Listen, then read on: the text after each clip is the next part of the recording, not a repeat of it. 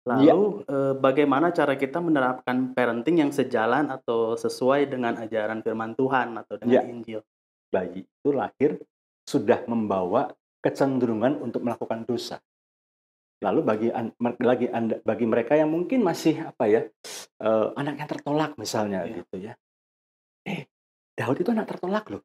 Kan cara kita, mengasihi mereka atau cara kita merangkul mereka itu seperti apa supaya mereka merasa bahwa mereka juga tuh tidak berbeda seperti itu.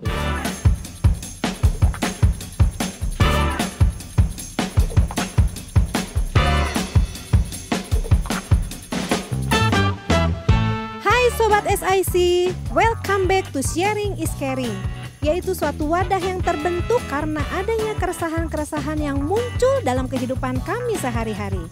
Dan kami coba mencari jawabannya dari sahabat-sahabat spesial kami. Semoga sharing ini dapat menambah referensi dan bermanfaat untuk Sobat SIC.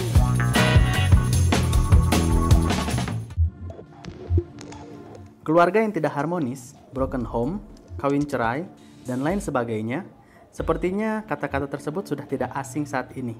Seringkali kita dengar hampir setiap hari di sekeliling kita, baik disadari maupun tidak. Sebenarnya, apa sih yang menyebabkan semuanya itu? Adakah solusi yang bisa kita lakukan untuk hal-hal tersebut? Dan bagaimana pandangan menurut firman Tuhan? Kita cari tahu dari sumbernya langsung, lanjut nonton, dan jangan skip ya. Tuh, Iya, setuju saya, Pastor itu. iya, iya. Sangat luar biasa sekali penjelasannya Ya. yang saya tangkep dan sangat bermakna tadi itu harus pulihkan relasi kita dulu sama Tuhan. Baru Yes, nanti Tuhan pulihkan relasi kita dengan pasangan kita ya. yes, Betul. tepat Lalu ada sekali. pertumbuhan di situ. Jadi untuk sobat-sobat SIC jangan sampai tidak bertumbuh kalau sudah terima Tuhan dan sudah diampuni ya. Kita sama-sama bertumbuh bersama melalui Amin. podcast ini. Iya, baik. Nah, seru banget tadi ya bahas tentang keluarga ya, Pastor ya. Iya, Nah, sekarang kalau kita bahas tentang keluarga kan pasti ada di dalamnya tuh parenting ya, iya, Pastor. Nah, terus ada juga bersinggungan dengan broken home seperti itu atau iya, iya, yatim iya, piatu. Nah, aku pengen tahu dulu sebenarnya parenting itu apa?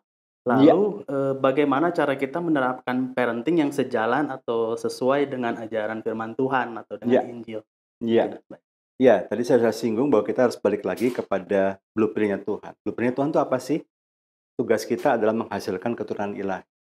Jadi dengan kata lain, parenting adalah sebuah proses di mana pasangan suami istri yang sudah dipersatukan dalam pernikahan yang kudus dan dipercaya untuk menghasilkan keturunan ilahi, mereka membimbing, mendidik. Which is dengan kata lain, ini adalah sebuah pola pemuritan sebetulnya. Bagaimana anak-anak yang Tuhan titipkan kepada para orang tua dimuridkan, supaya mereka menjadi murid-murid Kristus, gitu ya. Supaya mereka bisa memiliki karakter-karakter Kristus, supaya mereka bisa mengalami proses membuat mereka semakin serupa dengan Kristus. Itulah pola parenting sesungguhnya. Kenapa ada pendisiplinan, kenapa ada pengajaran, kenapa ada modeling, dan harus ada relasi. Itu semua adalah ingredients atau bahan-bahan untuk melakukan pemuritan sebetulnya. Nah, supaya apa tujuannya? Supaya anak-anak ini menjadi generasi ilahi, godly offsprings, yang berkarakter seperti Kristus, yang mencerminkan karakter Kristus. Itu parenting yang sebenarnya. Iya. Baik. Nah, lalu Pastor aku juga, penasaran sebenarnya, bagaimana caranya kita menerapkan parenting untuk, Mhm. keluarga yang broken home, anak-anak yang broken home, yang orang tuanya pisah seperti itu. Mungkin ada tips dari Pastor? Ya, idealnya kalau kita bedah dari Maliaki pasal 2 itu kan untuk bisa menghasilkan keturunan ilahi, ada 3 syarat yang harus dilakukan di situ. Yang pertama, jangan sampai ada perceraian. Yang kedua, jangan ada kekerasan dalam rumah tangga. Yang ketiga, jangan ada ketidaksetiaan atau perselingkuhan. Karena 3 hal ini bisa merusak, gitu ya. Idealnya itu seperti itu. Tetapi seperti yang kita bahas tadi bahwa natur dosa itu kan sudah ada, ya. Jadi saya dan beberapa teman-teman hamba Tuhan, kami kurang setuju dengan pendapat bayi itu lahir seperti kertas putih. Enggak. Bayi itu lahir sudah membawa kecenderungan untuk melakukan dosa. Jadi nggak bisa benar-benar putih gitu. Ya, kertasnya mungkin agak-agak ini di buram-buram dikit lah Ya, gitu ya. kertas buram, kertas coretan. Kertas itu ya. Nah, sehingga dalam prosesnya sudah pasti ya, tadi saya katakan gitu ya. Udah tahu teorinya nih, udah tahu mesti begini nih, dinasihati begini nih, tapi karena natur dagingnya masih kuat gitu ya, akhirnya mereka memutuskan berpisah. Apakah kemudian anak-anak yang dilahirkan dari keluarga broken seperti ini tidak punya kesempatan menjadi generasi keturunan ilahi? Maka jawaban saya adalah nggak gitu. Meskipun yang sudah terlanjur terjadi kita nggak bisa ubah. Karena kita nggak punya time stone-nya Thanos ya untuk putar balik waktu. Kita juga nggak punya kuantum ya yang dipakai Ant-Man gitu ya untuk kembali ke masa lalu atau kemanapun gitu. Atau kita nggak punya pintunya Doraemon, pintu kemana saja, nggak bisa. Nah, yang perlu dilakukan adalah begini. Saya berikan perumpamaan begini. Idealnya adalah kita berjalan dengan kaki yang lengkap, dua kaki kita. Ya, tapi ada waktu-waktu misalnya karena kecelakaan, lalu harus diamputasi. Jadi nggak bisa ideal kan? Tapi kan nggak mungkin kita nggak jalan, karena kita harus bergerak. Nah, dalam posisi seperti itu, maka ada alat bantu yang namanya tongkat, gitu ya. Bahasa Belandanya kruk, gitu ya. Nah, perfect nggak jalannya? Nggak perfect sih, tapi daripada nggak ada, kan dengan alat bantu ini, saya masih bisa bergerak. Ada kursi roda. Perfect nggak? Nggak perfect. Tapi kondisi yang nggak perfect ini tidak menghalang-halangi untuk seseorang ini tetap bisa mobile. Demikian juga dalam konteks ketika keluarga sudah terlanjur broken. Tetap anak ini punya hak untuk menjadi keturunan ilahi. Ya. Meskipun mungkin orang tuanya tidak lengkap. Maka poin saya adalah bukan mempermasalahkan kenapa nggak lengkapnya. Udah terjadi nih. Nah, yang masih bersama dengan si anak ini, dia sadar nggak dengan kekeliruannya? Dia sadar nggak dari kesalahannya? Dan dia melalui pertobatan nggak? Setelah dia bertobat, dia mau bertumbuh nggak dalam kasih Tuhan? Selama itu dia mau lakukan, maka anak yang dihasilkan dari pernikahan yang terlanjur broken ini masih bisa menjadi generasi keturunan ilahi. Meskipun nggak bisa seideal yang seharusnya, tapi masih bisa. Ya, mungkin saya sering mengatakan begini, dari kita harus punya satu komitmen, satu tekad. Kesalahan generasi sebelumnya cukup berhenti di saya. Saya korban terakhir. Tapi karena saya sadar sekarang panggilan saya tahu kenapa saya dilahirkan di dunia ini, dan saya tahu apa rencana Allah dalam hidup saya sesungguhnya, maka saya harus punya tekad bahwa anak saya, cucu saya, cicit saya harus punya kehidupan yang lebih baik daripada saya. Karena itu saya tidak akan melakukan kesalahan yang sebelumnya, dan saya akan belajar bagaimana menjadi pribadi yang lebih baik. Nah, idealnya lengkap orang tua, karena bagaimanapun juga tetap ada dimensi-dimensi yang harus dilakukan oleh seorang ayah. Ada hal-hal yang harus diajarkan oleh seorang ayah. Ada hal yang harus diajarkan oleh seorang ibu. Tapi kalau nggak lengkap gimana? Yang pertama, jangan pernah merasa sendiri bagi ada orang tua tunggal. Jangan pernah merasa sendiri. Anda nggak sendiri loh. Tuhan menyertaimu loh. Ya, bahkan dalam lembaga kekelaman sekalipun Tuhan menyertai. Jadi, jangan pernah merasa sendiri, datang kepada Tuhan. Minta kekuatan dari Tuhan untuk Anda bisa membesarkan anakmu supaya menjadi keturunan ilahi. Yang kedua, minta juga hikmat dari Tuhan. Ya kan firman Tuhan mengatakan kalau engkau kekurangan hikmat, minta sama Tuhan sang sumber hikmat itu. Tuhan, gimana ya? Dan mintalah juga kepada Tuhan. Tuhan pasti akan kirimkan orang-orang. Mungkin dalam tanda kutip malaikat-malaikat kecil gitu istilahnya gitu ya. Orang-orang yang mungkin bisa masuk untuk kalau butuh figur Bapak, ya masih ada Pak L-nya, Pak D-nya misalnya. Atau mungkin pembimbing rohani di gereja atau gembala di gereja. Figur-figur yang bisa mengisi. Memang tidak perfect sekali lagi, tapi bisa mengisi. Kalau memang dibesarkan di sebuah, ada beberapa anak-anak yang harus tinggal di panti asuhan misalnya. Mungkin pengasuh di panti asuhannya yang bisa berfungsi mengisi kekosongan itu. Ketika dia sudah punya gambar yang dipulihkan, dia menjadi pribadi yang sudah mengerti identitas dia yang baru dalam Tuhan, maka dia bisa berperan sebagai ayah pengganti bagi anak-anak yang ada di tempat. Jadi, tetap masih bisa menghasilkan keturunan ilahi, meskipun nggak perfect kondisinya, gitu ya. Lalu bagi mereka yang mungkin masih anak yang tertolak misalnya, gitu ya. Daud itu anak tertolak loh, ya kan? Daud sendiri curhat kan di jurnalnya Daud yang bernama Mazmur itu, gitu ya. Sekalipun ayahku dan ibuku tidak menganggap aku, tidak memperhatikan aku, tapi Tuhan memperhatikan aku, gitu ya. Mungkin orang tuamu nggak menganggap engkau, mungkin orang tua berharap engkau ini anak yang pintar, tapi rupanya kamu nggak sepintar seperti yang orang tua mengharapkan. Tuhan masih menganggap kau berharga, gitu ya. Kenali identitas dirimu di dalam Tuhan. Kalau engkau masih hidup hari ini dan masih bisa nonton podcast ini, berarti Tuhan belum selesai dengan kamu.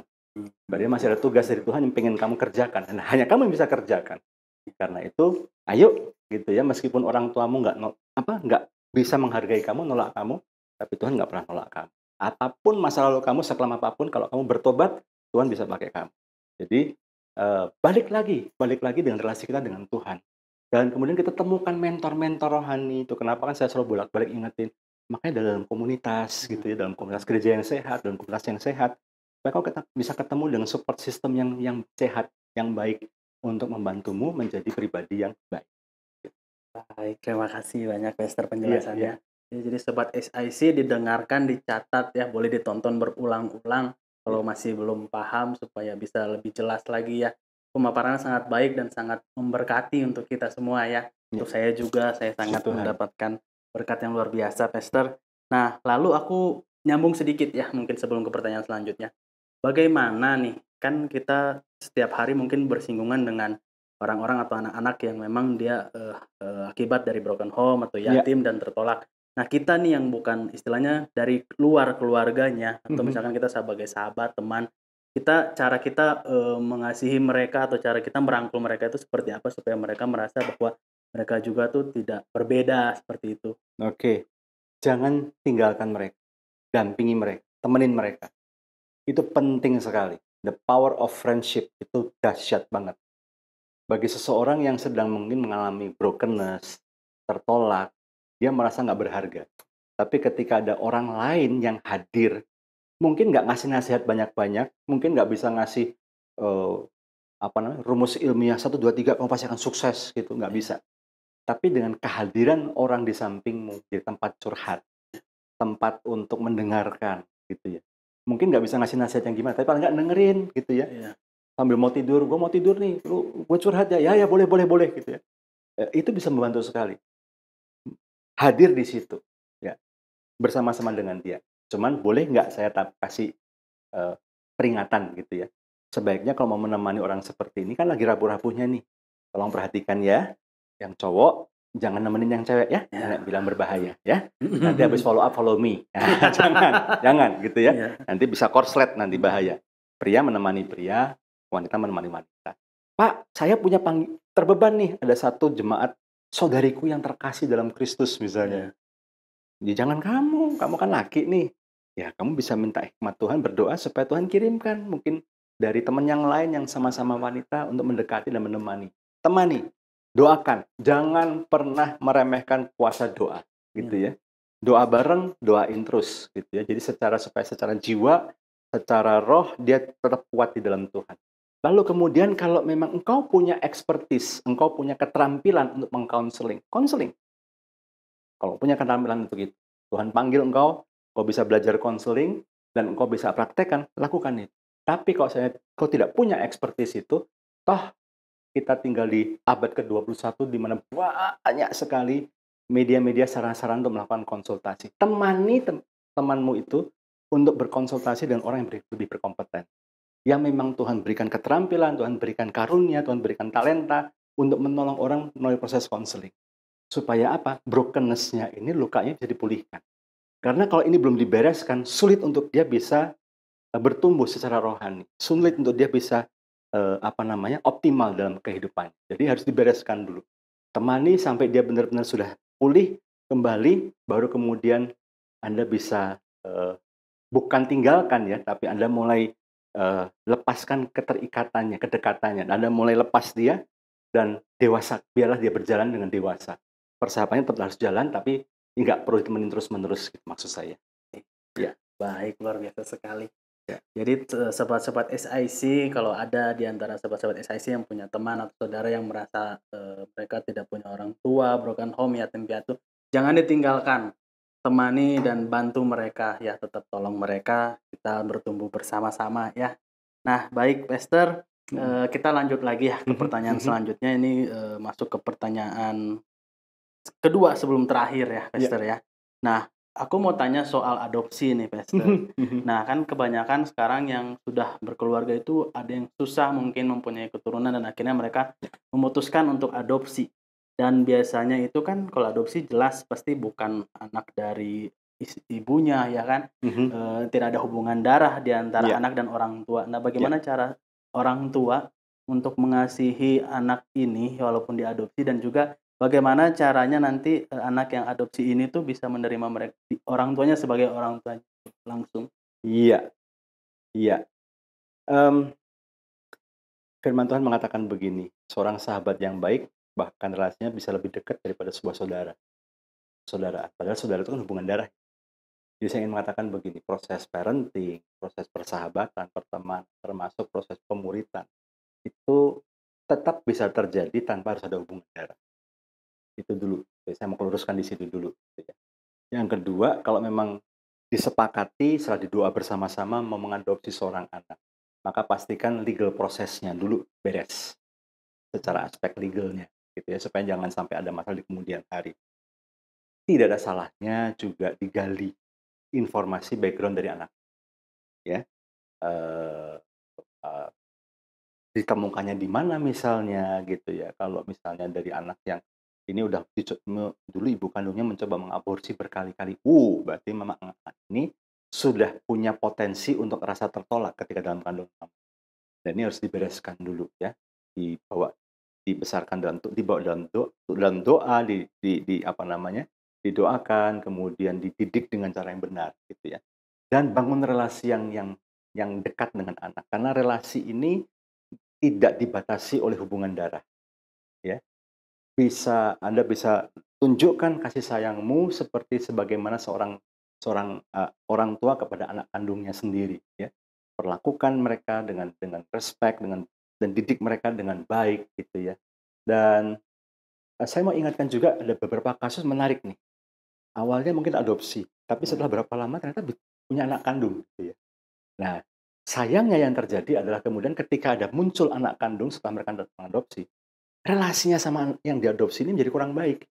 Karena Ya. mereka fokus sama anak kandungnya. Jangan sampai terjadi seperti ini. Sekali Anda sudah memutuskan untuk mengadopsi anak, tetap perlakukan sama seperti anak kandungmu sendiri. Karena meskipun tidak ada hubungan darah, tapi secara secara mental, secara relasi sehari-hari dia adalah anakmu.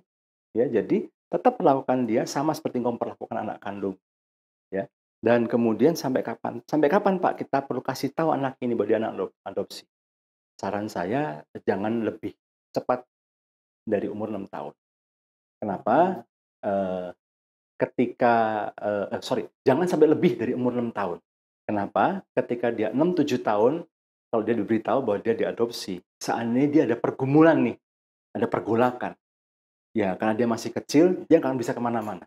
Tapi kalau di usia 15, 16 tahun baru Anda beritahu bahwa dia ini diadopsi sebetulnya, gitu ya, maka dia bisa pergi. Dia bisa begitu marah karena terlalu lama dia merasa dibohongi. Jadi semakin dini semakin baik. Kalau 3 tahun nggak bisa diajak diomongin karena dia masih belum berkembang ya daya nalarnya. Jadi 6, 7 tahun mulai jelaskan pelan-pelan bahwa, eee, kalau anak-anak yang lain dilahirkan dari rahim mamanya, kamu ini enggak. Papa mama mengangkat kamu, mengadopsi kamu, dan kami menyayangi kamu seperti anak kami sendiri. Yakinkan anak bahwa sampai kapanpun kualitas kasih sayang mereka tidak akan luntur, gitu ya. Nah itu akan membantu sekali. Baik, terima kasih banyak Pastor ya. Sama-sama. Nah, lalu kita lanjut ke pertanyaan paling terakhir nih. Ya. Untuk penutup podcast kita di hari ini, aku mau dong Pastor tolong kasih tips atau pesan mungkin bagi sobat SIC yang menonton atau untuk teman-teman kita semua yang ada di studio juga agar pernikahan mereka atau keluarga mereka dan saat mereka mendidik anak-anak mereka itu sejalan sesuai dengan kehendak Tuhan. Ya, yang pertama, masukilah pernikahan tanpa rasa takut. Mungkin orang tuamu nggak berhasil, mungkin tetanggamu nggak berhasil, mungkin teman-teman dekatmu nggak berhasil dalam bangun rumah tangga. Tapi bukan berarti lembaga pernikahan itu sendiri buruk, gitu. Karena lembaga pernikahan itu Tuhan ciptakan, dan semua ciptaan Tuhan itu baik adanya. Jadi yang salah bukan lembaga pernikahannya, ya. Yang kalau sampai ada perpisahan itu pribadi-pribadi yang bermasalah, ya. Jadi tetaplah jangan takut untuk menikah, ya. Nah, yang harus dilakukan yang pertama sudah pasti, kalau Anda dalam gereja lokal, Anda harus lapor dulu pada pihak yang berwajib di gereja lokal. Artinya Anda minta bimbingan dari situ, ya. Anda minta bimbingan dari situ dan ikuti bimbingan itu, ikuti proses itu. Kemudian berikutnya lagi bertumbuh. Tadi saya katakan ya, orang harus tahu blueprint-nya, ya. Maka ikuti kelas-kelas di mana Anda bisa melihat kembali blueprint-nya Tuhan tentang pernikahan. Kalau engkau masuk dalam pernikahan dengan blueprint yang benar, dengan arahan yang benar, engkau tahu dari awal apa tujuan sebenarnya pernikahan, maka saya bisa katakan perjalanan pernikahanmu akan menjadi lebih baik gitu. Karena engkau tahu buat apa engkau menikah dengan alasan yang benar. Engkau menikah dengan alasan yang benar. Lalu kemudian berikutnya lagi miliki komunitas-komunitas yang penting. Saya yakin sekali kok gitu ya. Pasti namanya pernikahan. Saya sering wanti-wanti ketika saya masih mengembalakan ya. Jangan berharap ya harus ikut 8 kali atau 10 kali pertemuan bimbingan pernikahan ini dijamin mulus, nggak pernah ada pernikahan tuh mulus gitu ya. Bimbingan pernikahan itu sebenarnya memberikan satu warning buat kita. Bentar lagi harus belok kanan. Bentar lagi daerah sini ada jurang misalnya. Kita harus hati-hati menjalaninya. Tapi seringkali meskipun udah diberitahu seperti itu, tetap aja akan ada ups yang akan terjadi. Itu kenapa kita perlu tertanam dalam gereja lokal dan kita punya support system. Supaya ketika di masa-masa yang tidak enak itu, ada teman-teman yang menguatkan kita, ada teman-teman mendoakan kita, gitu ya. Ada mentor rohani, ada mentor yang bisa membimbing kita, mendoakan kita juga, supaya Anda bisa memenuhi komitmenmu di hadapan Tuhan sampai maut memisahkan. Saling menghormati, saling mengasihi, saling melayani, dan setia satu sama lain sampai maut memisahkan. Jadi punya komunitas, miliki pandangan yang benar, miliki tujuan pernikahan yang benar, miliki prinsip yang benar, tertanam dalam komunitas, dan tetaplah melangkah. Gitu ya. Apapun yang terjadi tetap melangkah terus. Tidak ada backup plan, tidak ada kemungkinan untuk menyerah di tengah jalan, tetap maju terus. Dan percayalah, tetap libatkan Tuhan senantiasa dan sepanjang kehidupan pernikahanmu. Jadikan Tuhan sebagai sentral, jadikan firman-Nya sebagai fondasi. Kalau Anda bisa lakukan itu, saya yakin dan percaya Tuhan ikut campur dalam pernikahanmu dan Tuhan akan menolongmu. Roh Kudus akan menolongmu memastikan bahwa engkau bisa memenuhi komitmen pernikahanmu di hadapan Tuhan sampai maut memisahkan. Amin. Iya, baik. Terima kasih banyak Pastor Himawan untuk waktunya, untuk sharingnya semua. Sama-sama. Ya. Semoga apa yang sudah kita diskusikan di sini bisa menjadi pandangan yang baru untuk kami Sobat SIC, untuk saya juga, supaya bisa menjalani kehidupan kita hari demi harinya lebih baik lagi, dan tentunya di dalam Tuhan. Baik, Pastor, dari perbincangan kita tadi semua ada beberapa kesimpulan yang bisa kita tarik ya dari pertanyaan-pertanyaan yang diajukan dan dari jawaban Pastor. Itu yang pertama tadi kita bahas tentang tujuan pembentukan keluarga. Di sini kesimpulannya adalah untuk bermultiplikasi dan menjalankan mandat Tuhan untuk mengelola bumi untuk kemuliaan Tuhan. Untuk kemuliaan Tuhan. Ya. Lalu yang kedua, faktor yang menyebabkan suatu keluarga berantakan dan diakibatkan karena keinginan diri sendiri biasanya yang memaksakan untuk terpenuhi. Dan tadi juga sempat disinggung soal dosa belum bertobat ya, Pastor ya. Nah, jika dalam membangun pernikahan Tuhan tidak menjadi dasar, suatu pernikahan berpotensi untuk rapuh seperti itu. Jadi harus selalu melibatkan Tuhan.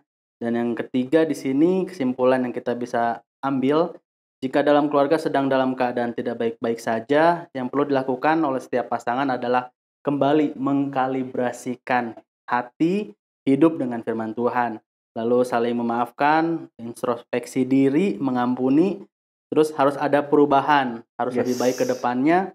Dan juga tadi kalau nggak salah ada harus bertumbuh ya, Pastor ya. Benar. Harus mencari komunitas di mana kita bisa bertumbuh bersama-sama, saling membangun ke arah Kristus.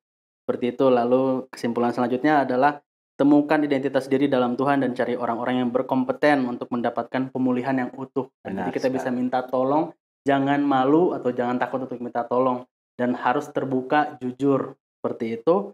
Lalu yang terakhir di sini kesimpulan yang bisa kita ambil adalah kasih perhatian yang sama untuk anak-anak yang tadi yang diadopsi, untuk keluarga yang berencana untuk mengadopsi anak. Kasihnya harus tetap sama, tidak boleh dibeda-bedakan. Lalu anak adopsi harus diberikan pembelajaran yang benar dan dikasih tahu statusnya yang sebenarnya orang tuanya.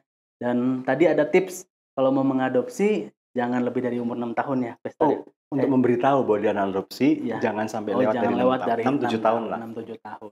Seperti itu. Baik. Untuk penjelasannya sudah seperti itu ya, kesimpulannya sudah seperti itu. Baik, Pastor, terima kasih banyak. Seperti biasa, sebelum kita menutup sharing kita hari ini, kita ada jargon ya. Nah, aku mau bacain disclaimer dulu. Pertanyaan yang kita bahas saat ini atau keresahan-keresahan yang muncul ini itu berasal dari kami, sobat-sobat AIC juga yang tidak sempurna. Nah, semoga dari pandangan yang diberikan oleh sahabat spesial kita ini juga bisa memberikan pandangan baru untuk teman-teman untuk menjalani kehidupan kita ya. Sama-sama kita bertumbuh. Amin. Because sharing is caring. Dari Sukabumi sampai ke ujung bumi. Tuhan berkati.